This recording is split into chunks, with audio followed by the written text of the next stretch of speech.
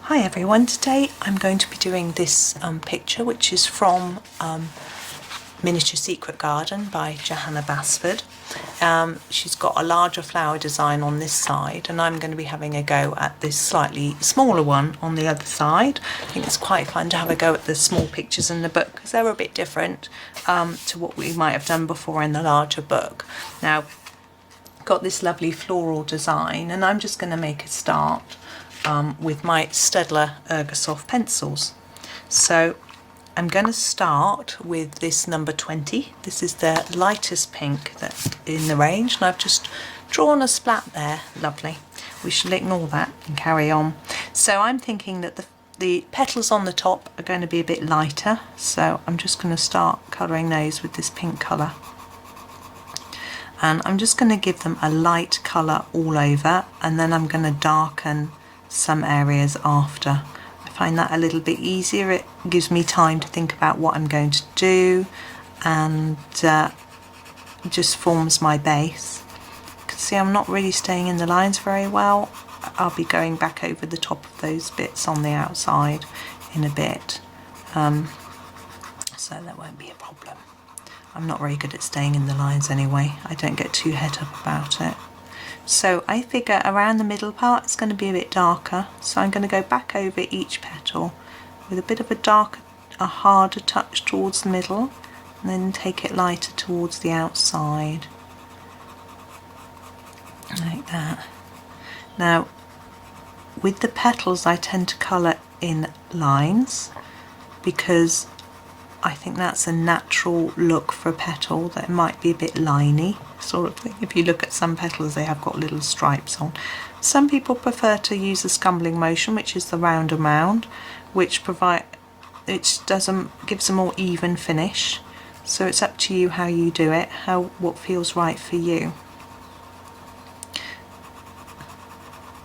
So I'm going to go all the way around, and while I'm doing this I'm thinking, I haven't planned this yet, what colour I'm going to do this outside part around the edge of the flower. And I feel this looks a bit like spirograph picture that I used to do as a child. Maybe I'm a bit older than quite a few of you. You may not remember what that is. So you see I'm just going in with a bit of harder pressure around that central part, just to emphasize that. Now around the edge of this petal I'm thinking I'm going to use this pink, which is the number 61. It's a sort of purpley pink, I guess, and I'm going to do a fairly hard even colour all the way around here. I hope the book isn't moving too much in the shot. It's quite difficult to hold it really still because it's quite new, it isn't bent open very well. So I'm just going to go all the way around just to define the edge of those petals, and then have to think about what I'm going to do on the next layer. Now I think I'm not going to do, I'm just going to flatten the book a little bit. I'm not going to do lots and lots of different colours. I think sometimes it looks better if you stick to a sort of colour scheme. So I'm going to go back to the 20 and use it on these petals. And I'm going to start with quite hard pressure in the middle here and lighten it off towards the end of each petal. And I'm going to scumble it a little bit here just to try and get a nice even pattern. I don't want it looking too blotchy. There we go. And then go all the way around with the same idea. And doing all the petals. Now with this book, I don't know if you've got it, but it's quite fun because on some of the pictures, what Johanna has done for us is she's put the original picture from Secret Garden on the one side, and then on the other side she's just taken a little bit of the picture, which this is one of the flowers from the page on the right hand side, for us to just have a go at on its own. And I think this gives us the opportunity to do several things. We can have a practice and see how we might like it to look, and then decide whether we want to do that in the main picture. We can do it exactly the same as we do in the main picture to make it match in, or completely different and just treat it as a completely different picture. And of course, with all this space around it, you can do a background or draw in other flowers, characters, anything you want really, if you're good at doing the drawing. Now I think you may, if you've got the original Secret Garden, you'll know that there were spaces to draw in your own pictures and things like that. So maybe that's an extension of that idea. I noticed what they've done with this one is they haven't put in the words suggesting the sorts of things you might like to draw. They've just left it up to you. The gaps are still there, but you can do what you want. So it's rather nice, because I sometimes white out the words because they don't always work with the picture ideas that I've got. So that's good. But I found that using How to Draw Inky Wonderlands by Johanna sort of gave me a bit more confidence with some drawing techniques, but I tend to still trace a lot. I trace some of her pictures from flowers or bees or whatever it might be from other pictures, or even from the same picture, and add them in, and I find that a bit easier for me. And I have done a video on how to trace a butterfly. So you see what I'm doing, I'm just going around and just darkening up this edge and trying to make sure it all looks fairly even in colour. Okay, and now my next layer, I'm going to go back to the other pink, which is the 61, and I'm going to use it a little bit more lightly than I did around here, but I still want it darker here and then lighter as we go out towards the edge. So I'm going to try and define it along here a little bit by putting a little bit harder pressure, then lightening it out towards the edge of the petal. I'm doing that all the way around, but I'm not pressing as hard as I can. I don't want to really get loads and loads of colour, because I've got another layer to do which I want to do even darker, so I want to save that harder, darker colour for that last layer. I'm also trying to think about what to do in the middle. I have got videos on how to colour flower middles, so to give different ideas on what to do, because sometimes it can be hard to know exactly what it might look like. If you're copying a flower, then that's great. You can just go onto your search engine, look up a flower and copy the middle. But obviously this flower doesn't really look like any flower I've ever seen. There's something beautiful out of Johanna's imagination, so it's up to us to try and think of what to do.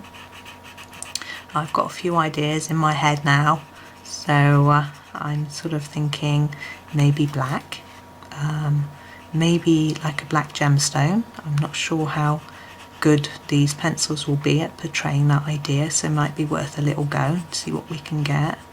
That's a little bit dark.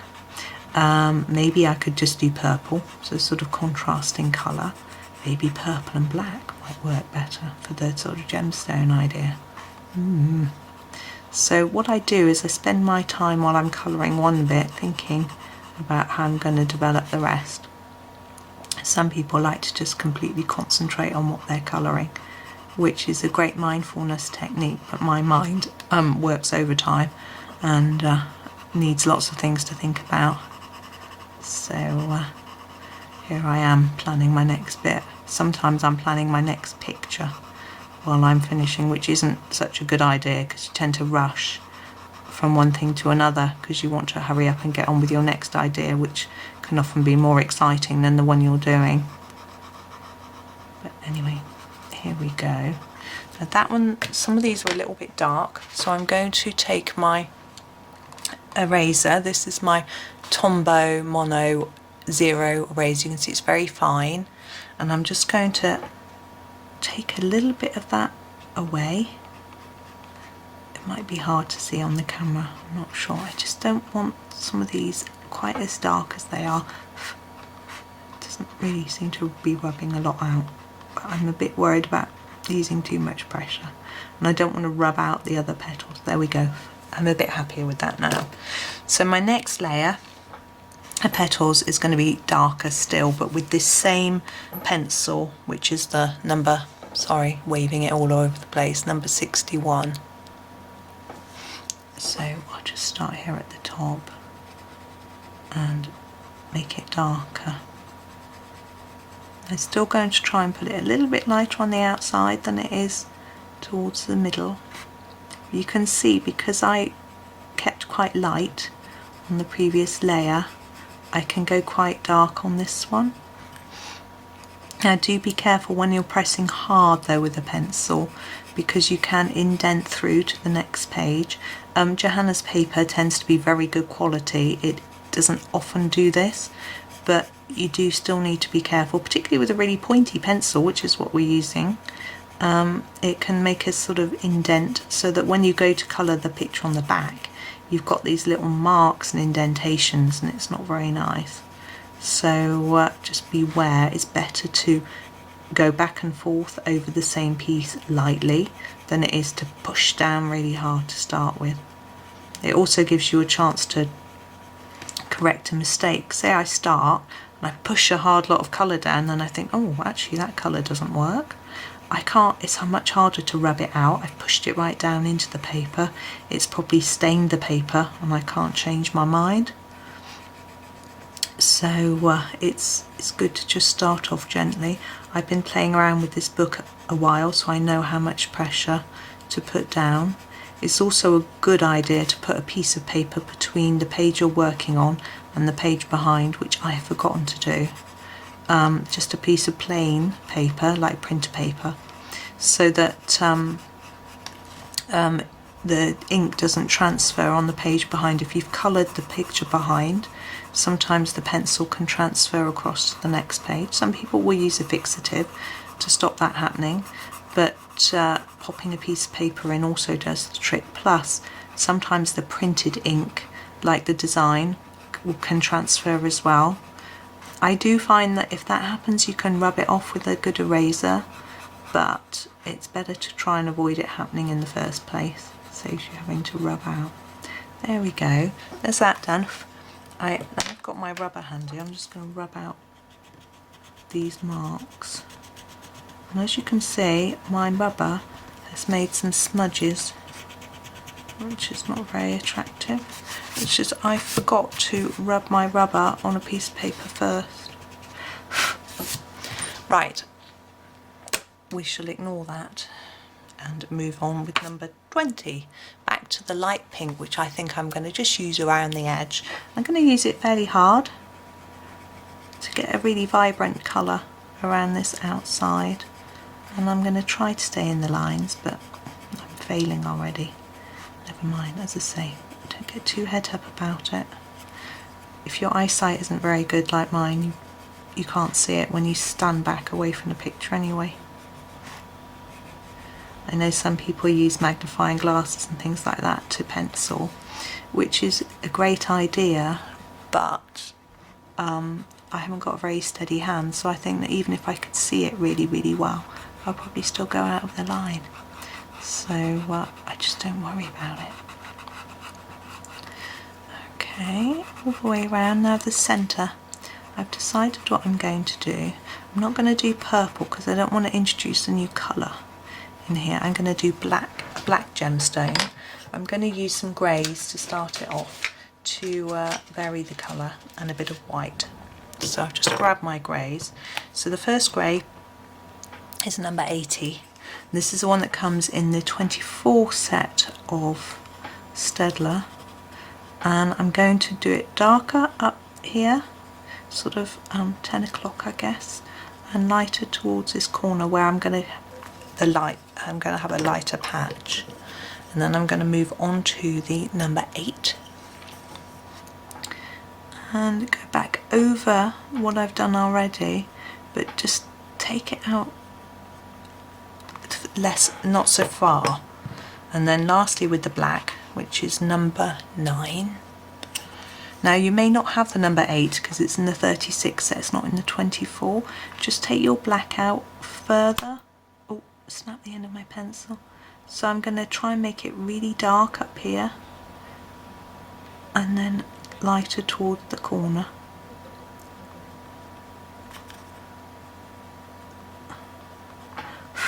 Okay, and then the last step is to do some white pen. I'm going to use my Jelly Roll pen. I'm just going to scribble it on a piece of paper to the side here first, because the rollable part can get blocked with paint and then it can make a nasty splodge. And I'm just going to do a tiny mark here of shine on that to make it look more like a gemstone. I'll just make that a little bit bigger. The art is to follow the circle, which I didn't do particularly well, and there we go.